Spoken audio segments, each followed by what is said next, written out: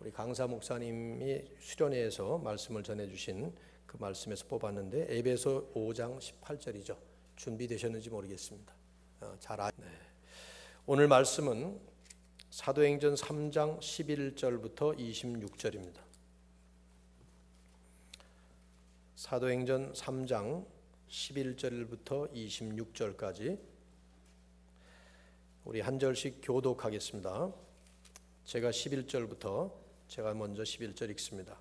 나은 사람이 베드로와 요한을 붙잡으니 모든 백성이 크게 놀라며 달려나아가 솔로몬의 행각이라 불리우는 행각에 모이거늘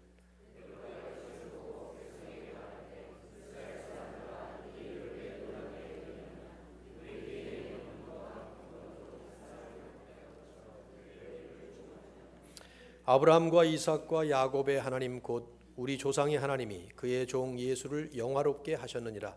너희가 그를 넘겨주고 빌라도가 놓아주기로 결의한 것을 너희가 그 앞에서 거부하였으니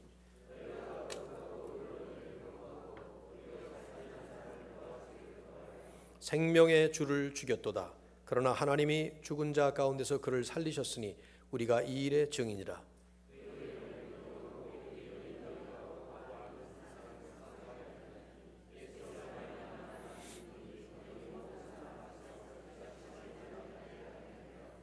형제들아 너희가 알지 못하여서 그리하였으며 너희 관리들도 그리한 줄을 아노라.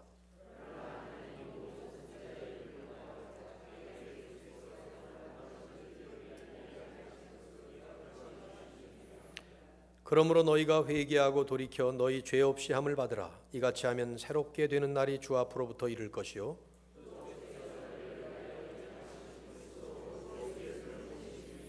하나님이 영원 전부터 거룩한 선지자들의 입을 통하여 말씀하신 바 만물을 회복하실 때까지는 하늘이 마땅히 그를 받아들이라.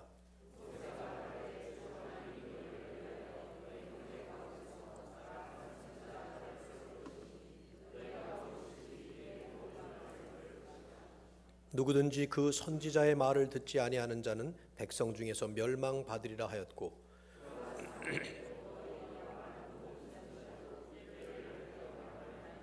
너희는 선지자들의 자손이요 또 하나님이 너희 조상과 더불어 세우신 언약의 자손이라. 아브라함에게 이르시기를 땅 위의 모든 족속이 너의 씨로 말미암아 복을 받으리라 하셨으니 하나님이 그 종을 세워 복 주시려고 너희에게 먼저 보내사 너희로 하여금 돌이켜 각각 그 악함을 버리게 하셨느니라. 아멘. 사도행전은 초대교회가 경험했던 많은 이적들을 기록하고 있습니다. 그런데 이제 그 이적들을 자세히 살펴보면 사도행전은 그런 이적들 자체보다도 그 이적의 의미를 설명하는 내용을 훨씬 더 중요하게 여긴 듯합니다.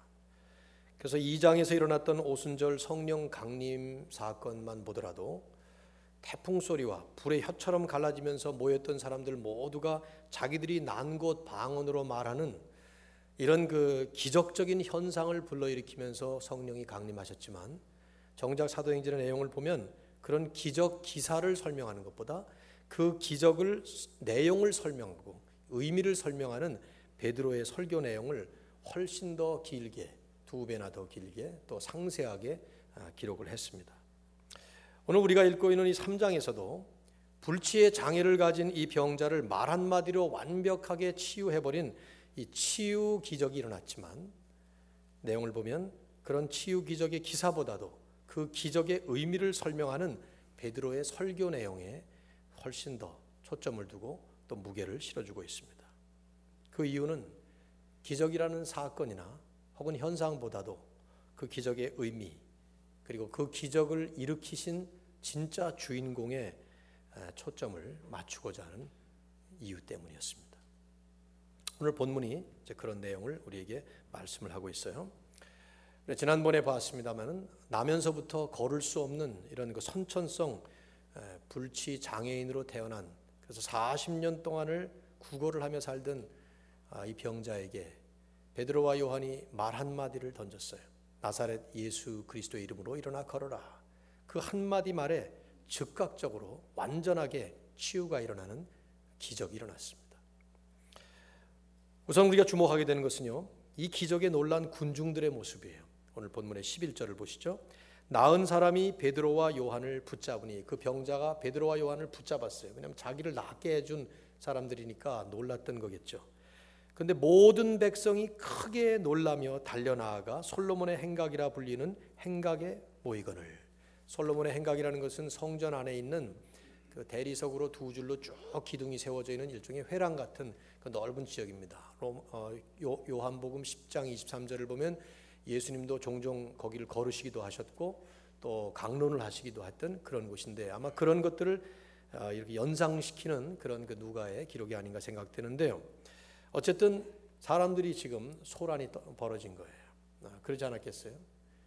나을 수 없는 40년 동안을 모든 사람들이 다 알고 있었던 그 병자가 순식간에 다 나아버린 것이죠. 기적이 일어난 거예요. 우리는 이적적인 현상을 만나면 신기해하고 놀랍니다. 그것이 아주 자연스러운 반응이죠. 왜냐하면 여러분이나 저나 우리는 상식의 기준에서 살기 때문입니다. 그래서 그 상식을 깨는 어떤 초월적인 현상을 만나면 그 현상 자체에 놀라고 신기해하고 심지어는 잘못되이 현혹되는 그런 경우도 아주 종종 있습니다. 그런데 성경을 보면 성경은 그런 기적 같은 일에 현혹되지 말 것을 우리에게 아주 강력하게 경고를 하죠.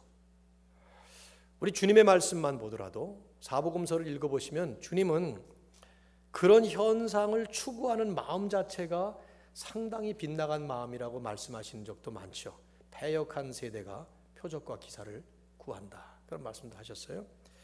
마태복음 24장 24절 같은 말씀을 보면 마지막 때가 이르르면 그때에는 거짓 그리스도들과 거짓 선지자들이 일어나서 큰 표적과 기사를 보여 할 수만 있으면 택하신 자들도 미혹하리라, 그런 말씀도 하셨어요. 마지막 때가 가까울수록 기적과 이적과 표적들이 막 일어나는데 그 가운데는 거짓 선지자들과 거짓 그리스도, 적 그리스도들이, 사탄의 세력을 가진 그 무리들이 그런 일을 일으킬 수 있다는 거예요. 그래서 그 자체에 잘못하면 택한 백성들도 미혹될 수 있다 하는 말씀을 경고로 하셨어요. 여러분, 우리가 꼭 기억할 것은요, 이적 자체는 하나님의 역사가 아닙니다. 하나님의 이적이 있죠. 저는 다음 주에 오늘도 기적은 과연 일어나고 있는가, 이런 제목으로 기적에 대한 성경적 진리를 좀 포괄적으로 말씀을 나누려고 그래요. 우리가 기도할 때 기적이 일어나는가, 그런 얘기들을 성경적으로 좀 나누려고 합니다. 왜냐하면 사도행전을 나누다 보면 어떤 것은 example로 주셨지만 어떤 것은 exception으로 주셨어요. 이게 표본이 되기도 하지만 예외가 있기도 합니다. 그래서 사도행전에 나왔다고 그래서 그것이 우리에게 적용되는 것은 아니고, 적용되는 차원도 여기 나오는 말씀과 똑같은 양상으로 적용되는 것은 아닐 때가 많아요. 그래서 포괄적인 이해가 필요하기 때문에 이런 교리적 설교가 가끔씩 필요할 것 같아요. 어쨌든 여러분, 기적을 하나님이 일으키시기도 하지만 사탄도 일으킨다는 사실을 아시나요? 전형적인 예가 욥기에 나옵니다. 욥기에 보면 물론 하나님께 허락을 받아서 사탄은 그 일을 일으키죠. 그러나 태풍을 불러일으킵니다. 큰 폭풍이 불어서 순식간에 집을 무너뜨리는 그런 능력을 가지고 있어요. 욥의 10명의 자녀들이 하루아침에 몰살당해서 죽습니다. 사람을 죽일 수도 있습니다, 사탄은. 물론 하나님이 허락하셔야 되는 일이에요. 산적들을 동요시켜서 싸움을 불러일으키기도 합니다. 국가와 국가 간의 전쟁이 반드시 사람들만의 일은 아니에요. 사단이 하는 일일 수도 있습니다. 하나님이 섭리하시면 말이죠. 별별 일들, 질병을 일으킬 수 있어요. 욥에게 일어났던 그 병은 사탄이 일으킨 병이었습니다. 단순히 의학적인 현상이 아니었다, 이 말이에요. 기적 그 자체는, 초월적인 현상 그 자체로는 사실 우리는 이것이 무엇이라고 구별하기가 참으로 어렵습니다. 그래서 우리의 뛰어난 영성이 필요합니다. 성경적 바탕이 필요하고요. 심지어는 하나님께서 일으키신 기적 앞에서조차도 기적 자체에 주목하기보다는 그 기적의 의미와 특별히 그 기적을 일으키신 분, 그 하나님께 주목할 것을 성경이 분명하게 우리에게 말씀을 해요. 그래서 오늘 본문도 이제 베드로가 이 긴 설교를 하는 거예요. 병자가 즉각 치유되는 기적이 일어났지만 그 기적 자체에 주목하고 있는 병자 자신과 그리고 그 병자를 잘 아는 이 많은 군중들의 마음을 들뜨게 만든 이 기적, 이 사건 앞에서 그 병자들에게 지금 베드로는 이제 장황한 설교를 시작할 판이죠. 12절을 보시면 베드로가 이것을 보고 백성에게 말하되 이것이 뭡니까? 일어난 소란이에요. 많은 사람들이 솔로몬 행각에 모여가지고 지금 왁자지껄 떠들게 된 것이죠. 베드로와 요한을 너무 위대한 사람으로 보기 시작했고 그런 거예요. 그때 말을 합니다. 이스라엘 사람들아, 이 일을 왜 놀랍게 여기느냐? 우리 개인의 권능과 경건으로 이 사람을 걷게 한 것처럼 왜 우리를 주목하느냐? 이 말로 봐서 분명히 백성들은, 이 군중들은 베드로와 요한이 어떤 마술적인 능력을 가지고 있는 것으로 착각을 했던 것 같아요. 대단한 사람으로 그렇게 아마 생각을 했던 것 같아요. 그래서 베드로와 요한을 바라보면서 지금 소동이 벌어진 것이죠. 그때 이제 이런 말을 한 거예요. 이 일을 왜 놀랍게? 우리 개인의 베드로와 요한인 내가 지금 어떤 권능이 있어서 이 일을 한 것처럼 왜 우리를 주목하느냐 하고 지금 말하는 것입니다. 그냥 지나칠 수 없는 또 하나의 모습이 계속 반복되는데요. 이 제자들의 모습이에요. 베드로와 요한은 이런 사람들이 아니었어요. 방금 한두 달 전까지만 하더라도 이들은 그 세속적인 야망과 그 허영심 때문에 누가 크냐, 주님의 우편 좌편을 따지면서 자신들의 이름을 높이고 자신들에게 사람들의 이목을 집중시키려고 하는 이런 생각으로 가득 찼던 사람들이에요. 그런데 지금 이 모습을 보면 자신들을 주목하고 있는 군중들의 시선을 자신들에게서 돌려서 다른 어떤 분에게로 돌리라고 지금 촉구하고 있는 것이죠. 그렇죠? 성령 충만의 결과가 어떤 것인가를 또 보여주는 거예요. 이 사람들이 노력해서 된 게 아니에요. 마음을 먹고 뭐 그래서 된 게 아니라 이 말이죠. 성령이 역사하니까, 성령의 충만한 역사가 일어나니까 그들의 인격이 뒤바뀌고 가치관이 바뀌어버리고 허영심이, 그 공명심이, 그 세상적인 그 야망이 자신들이 집중해야 되는 그분을 향해서 겸손하고 진실하게 바른 모습으로 다시 돌려지는 이런 모습을 보여주죠. 이들이 조금이라도 그런 옛날 마음이 있었다면 가만만 있어도 이들은 그냥 뜨는 그런 순간 있잖아요. 근데 그것을 거부하고 그걸 돌리고 있다 이 말이에요. 저는 이 베드로가 군중들을 향해서 던진 그 한마디 말, 제 심금을 울리는 말이고 여러분의 심금을 울려야 되는 말입니다. 왜 우리를 주목하느냐? Why are you staring at us? 지금 이 이적을 일으킨 사람들이 내가 한 것처럼, 이적을 일으킨 것이 마치 내게 어떤 마술적인 능력이 있는 것처럼 지금 왜 우리를 주목하느냐? 당신들이 주목해야 될 분이 따로 계신데 어째서 우리를 주목하느냐? 그러면서 이들이 주목해야 될 그분에게 지금 이 베드로와 요한은 긴 설교를 통해서 말씀을 하는 거예요. 왜 우리를 주목하느냐? 짤막한 말이고 이 군중들에게 던진 베드로의 말이었지만 성경은 이 말씀을 오늘 우리에게도 던지고 있습니다. 여러분은 지금 누구를 주목하고 계십니까? 여러분의 신앙생활의 초점이 누구입니까? 우리 인생의 초점이 누구입니까? 무엇을 바라보고 주목하면서 살고 있습니까? 하는 포괄적인 질문을 이 질문 속에서 우리는 듣고 있습니다. 우리의 답은 사실은 간단하죠. 누굽니까? 우리가 주목해야 될 분이 누구예요? 예수 그리스도시죠. 그렇죠? 믿음의 주요 또 온전케 하시는 분인 예수를 바라보자. 이것이 히브리서 기자가 히브리서 11장까지 쫙 말씀을 한 다음에 그러므로 우리 앞에 둘러싼 허다한 증인들이 있으니 인내로서 우리 앞에 당한 경주를 경주하며 믿음의 주요 또 온전케 하시는 분인 예수를 바라보자. Let us fix our eyes upon Jesus. 어떤 성경은 그렇게 번역을 했어요. 또 어떤 성경은 Let us focus our attention on Jesus. 예수 그리스도에게 우리의 눈에 초점을 맞추고 우리의 삶의 목표를 맞추고 시선을 흩뜨리지 말고 그분만을 집중하며 바라보며 살아가라. 이것이 성경이 우리에게 말씀한, 지금도 성령께서 우리에게 말씀하고 있는 핵심입니다. 우리는 지금 누구를 주목하고 있습니까? 직분자 선출을 하는 과정이 이제 한 6개월 진행되고 뽑을 것입니다. 장로는 명예직이 아닙니다.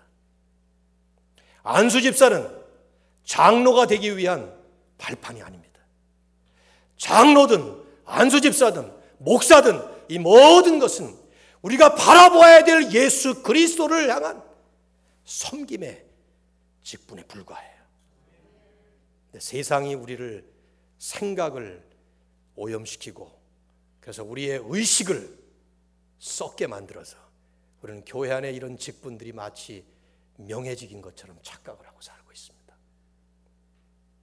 떨어져도 괜찮아요.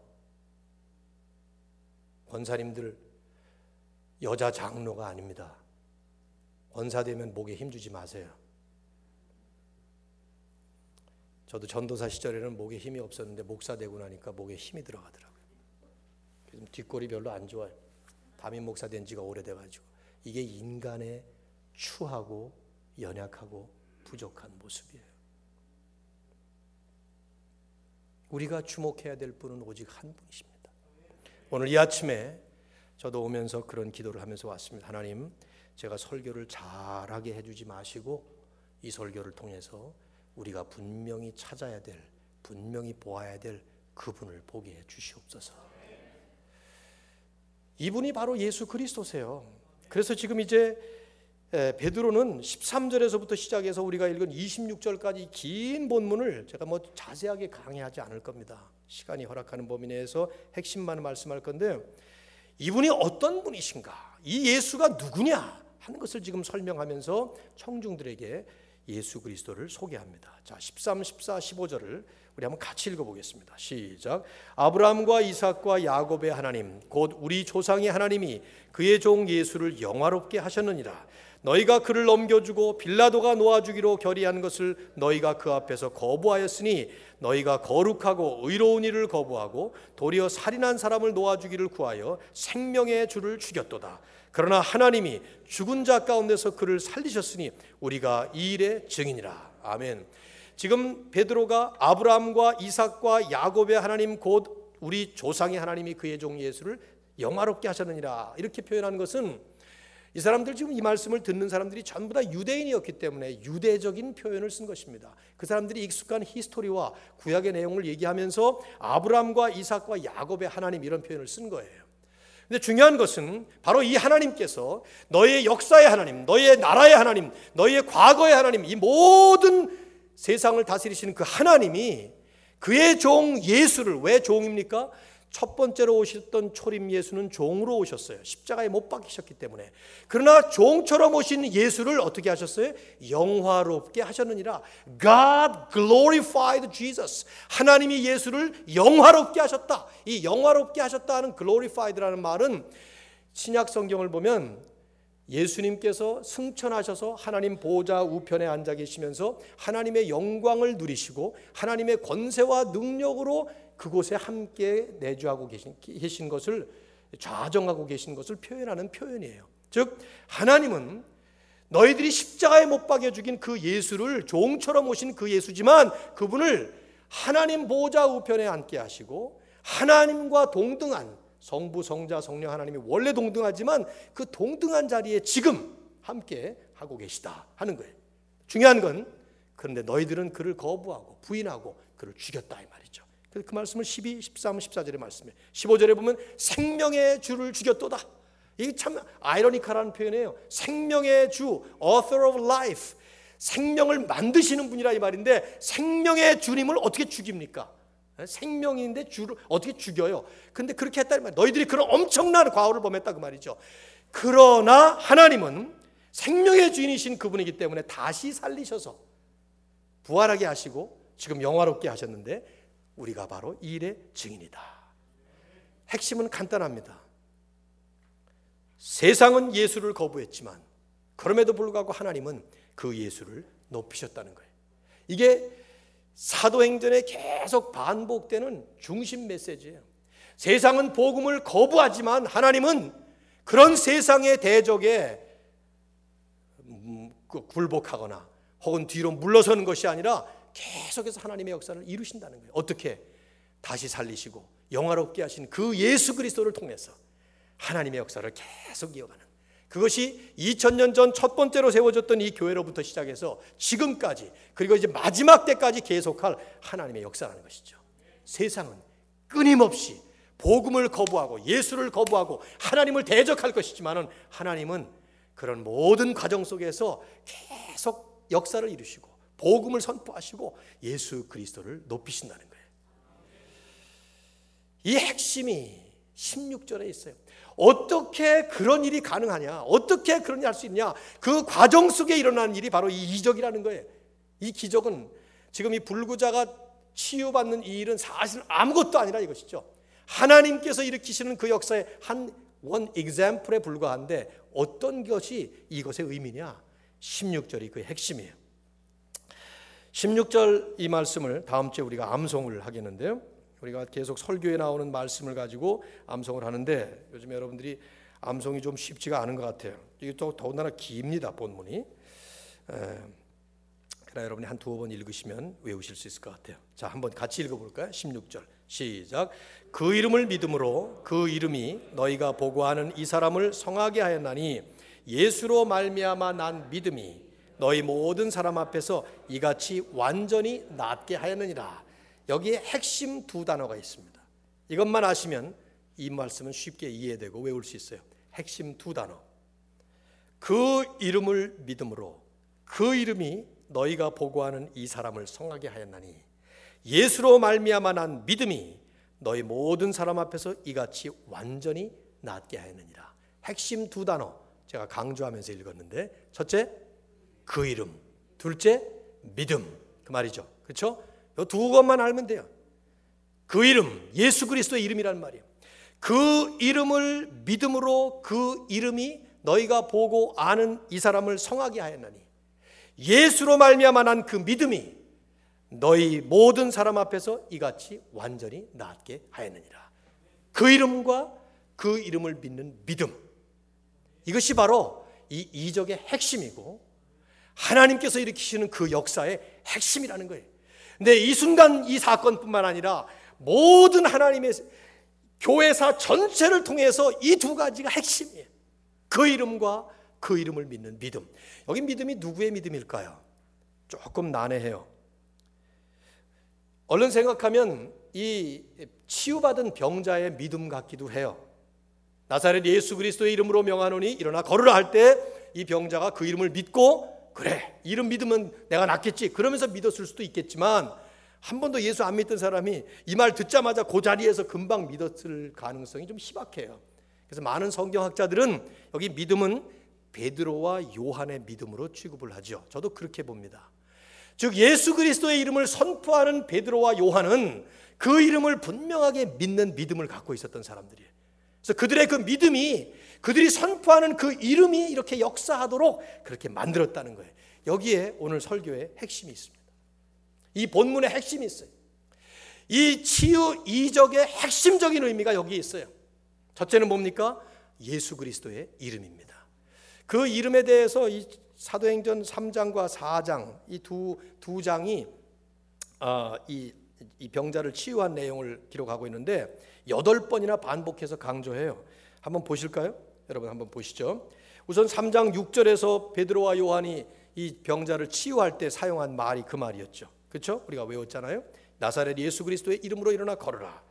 또 우리가 지금 읽고 있는 이 16절이 바로 그 이름을 강조하고 있어요. 4장 7절로 가보십시오. 공회가 드디어 베드로와 요한을 붙잡아 버립니다.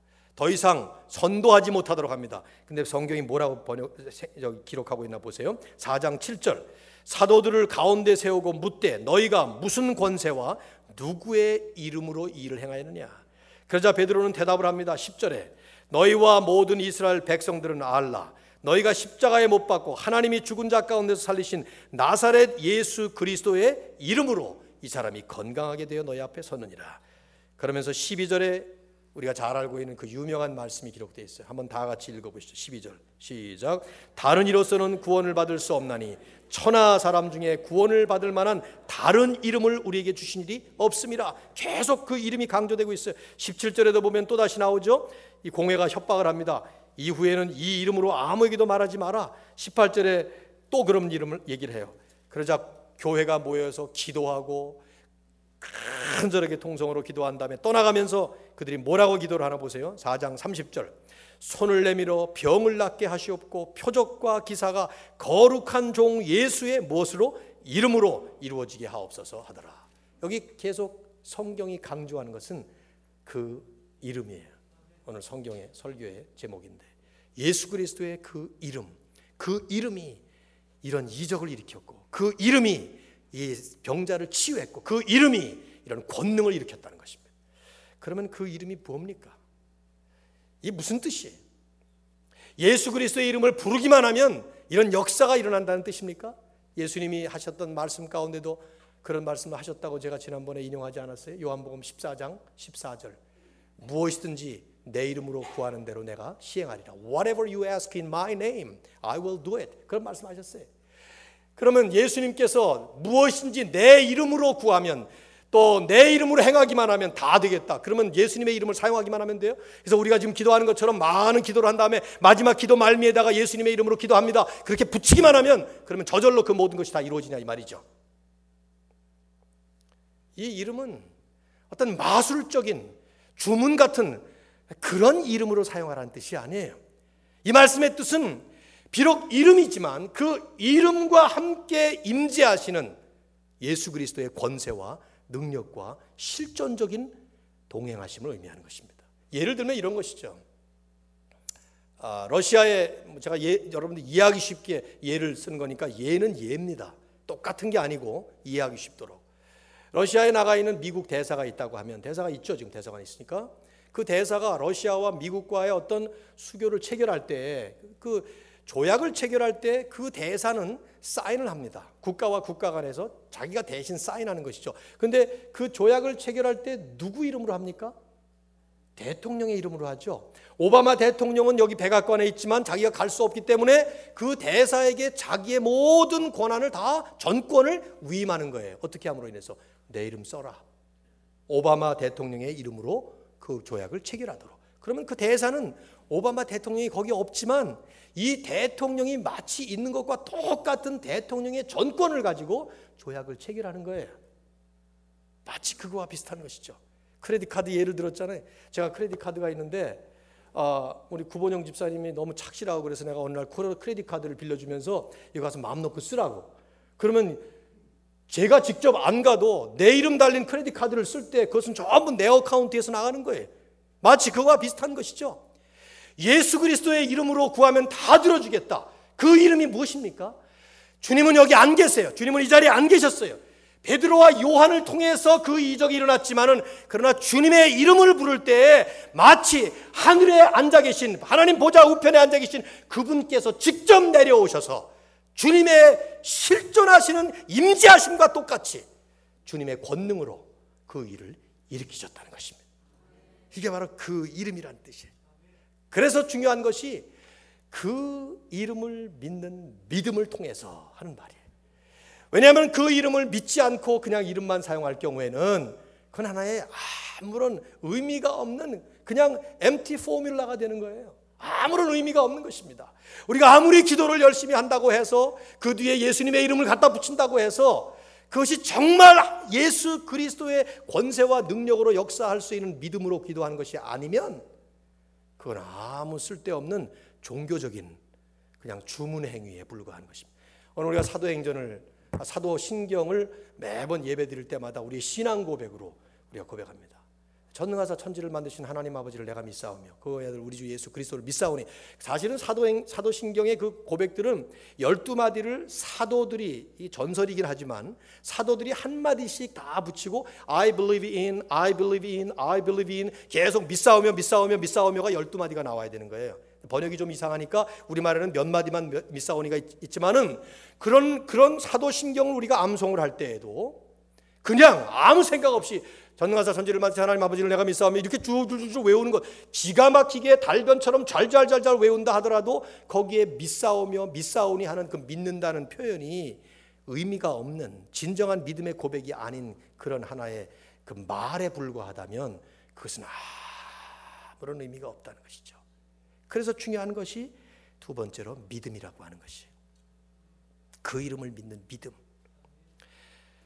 베드로와 요한은 예수께서 부활하신 것을 분명히 목격했고 그 예수께서 승천하시는 것까지 목격했고, 그래서 분명히 지금 피지컬리 신체적으로는 그 자리에 안 계신 주님이지만 그 주님이 말씀하신 그대로 무엇인지 내 이름으로 구하면 내가 들어주리라, 두세 사람이 내 이름으로 모인 곳에는 내가 함께 있으리라 하는 말씀을 믿었기 때문에 그분을 믿는 그 믿음을 통해서 그리스도의 이름을 부를 때 그리스도께서 직접 그 자리에 현현하시듯이 나타나시듯이 역사하신 거란 말이에요.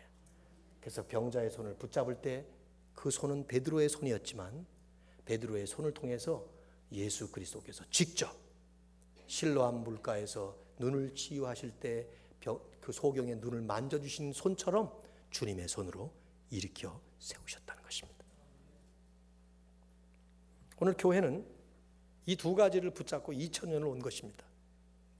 주님의 이름을 선포하는 객관적 진리와 그리고 그 객관적 진리를 분명한 자신의 신앙 고백으로 붙잡고 있는 개인적인 믿음을 고백하는 신앙인들. 이것이 교회가 2000년 동안 지금 이때부터 사도행전 때부터 시작해서 지금까지 그리고 앞으로 역사의 종말까지 계속해서 가게 될 것입니다. 이 두 가지가 중요한 거예요. 왜냐하면 첫 번째가 빠지면, 그 이름 예수 그리스도가 빠지면 믿음이 있다고 해봐야 아무 소용이 없는 거예요. 세상은 다 믿죠. 세상에 믿음이 없는 사람은 단 한 명도 없어요.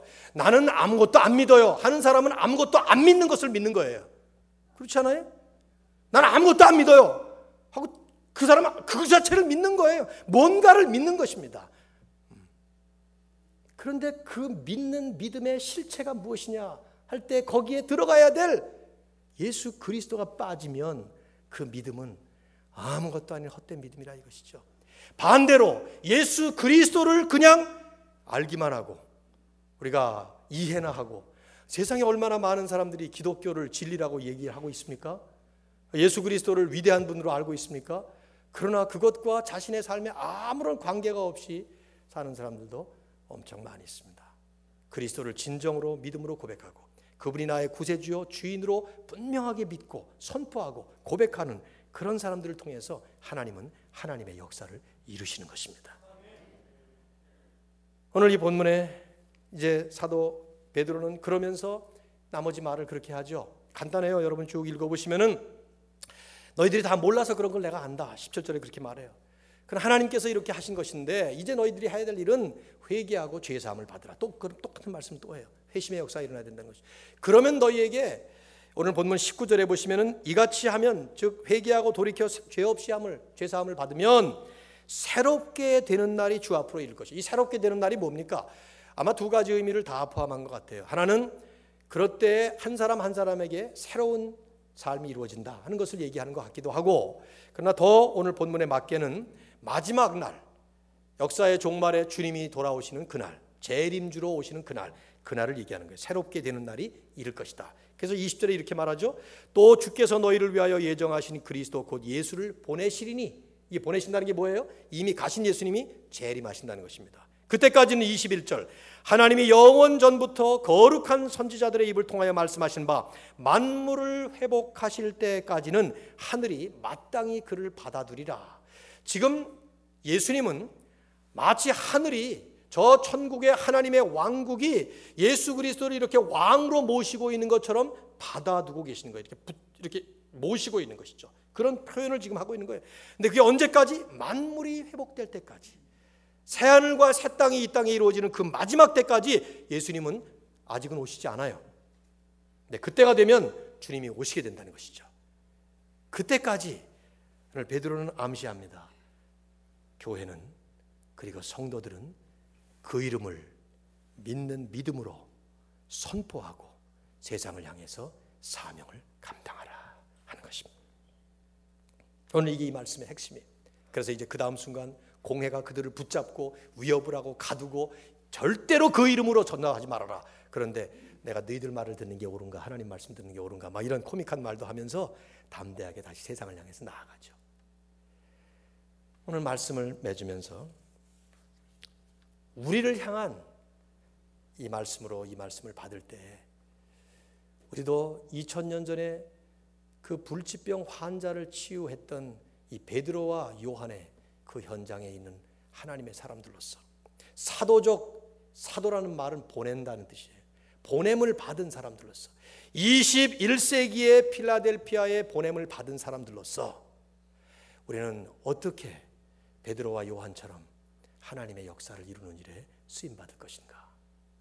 첫째는 그 이름, 예수 그리스도의 이름을 분명히 믿고 그분이 바로 나의 구세주이시고 그분이 바로 우리의 주님이시고 그분이 지금 우리와 함께 성령으로 같이 동행하고 계시면서 무엇이든지 그분의 이름을 부르기만 하면 그분께서, 주님께서 함께 하신다는 것을 믿는 믿음으로 우리의 삶도 축복이 되고 하나님께도 영광이 되는 이런 삶을 살 수 있어야 할 것입니다. 오늘 임마누엘 교회를 향한 하나님의 뜻이에요. 하나님께서 우리에게 주신 놀라운 축복이고 또 사명입니다. 그 이름 예수, 모든 이름 위에 뛰어난 이름 예수. 오늘 우리의 믿음의 주요, 온전케 하시는 분인 그 예수님께 우리의 눈에 초점을 맞추고 우리의 삶 속에 이 주님이 임마누엘로 함께 동행하시는 것을 믿으면서 여러분이나 저나 우리의 삶에 주님이 역사하시는 것을 체험하고 누릴 뿐만 아니라 이 놀라운 능력을 이루어가는, 여러분, 제가 다음 주에 이 말씀을 좀 포괄적으로 기적이라는 말씀을 가지고 말씀을 나눌 텐데요, 우리의 삶 속에 아직도 기적은 일어나고 있는가? 우리는 얼른 생각할 때 옆에 있는 지금 불치병 환자, 우리도 지금 4분의 심각한 그 터미널 캔서를 앓고 있는 분들을 위해서 기도하고 있죠. 이 4분이 완벽하게 치유를 받는 것, 그것을 기적으로 생각을 해요. 성경이 말씀하고 있는 개념이 무엇인가? 하나님께서 이런 사건들을 우리에게 말씀 속에 증거해 주면서 우리에게 말씀하고 있는 것이 무엇인가? 폭넓게 깊이 있게 살펴봐야 될 그런 자리에 있습니다. 사실 하나님은 지금 이 순간, 매 순간 모든 일에 우리 가운데 역사하고 계십니다.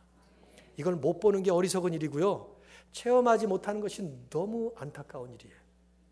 하나님이 성령으로 우리와 함께 하시면서 예수님께서 우리 안에 계시고 우리와 함께 동행하시고 공동체의 예배뿐만 아니라 모든 사역에 임재하시고 역사하시는 것을 우리 눈으로 보고 몸으로 체험하고, 그래서 결과가 하나님께만 영광이 돌아가고 모든 세상이 주님을 향해서 시선을 맞출 수 있는 이런 영광스러운 자리에 하나님 우리를 세우신 것입니다. 참 놀라운 일이죠. 오늘 이런 영광이 주님 앞에 드러날 수 있기를 주의 이름으로 축원합니다. 하나님, 오늘도 주님 앞에 나와서 예배할 때 우리는 그 이름 예수, 나를 구원하시고 우리를 구원하시고 우리 가운데 주님으로 임재하시면서 성령으로 우리를 이끌어 가시는 영광스러우신 우리 주 예수 그리스도의 이름으로 함께 모였고 찬양했고 말씀을 나누었고 오직 주님께만 우리의 모든 삶의 초점을 맞추면서 세상을 향해서 나아갈 것을 지금 이 시간에 다짐하고 있습니다. 아버지여, 오직 영광을 받으실 우리 주님, 당신만의 영광을 받으시고 우리를 세우시고 우리를 통해서 원하시는 안전뱅이를 일으키는 역사를 계속 주의 이름으로 일으키고 선포할 수 있도록 저희 교회와 우리 모든 성도들을 사용하여 주시옵소서. 예수님의 이름으로 기도합니다. 아멘.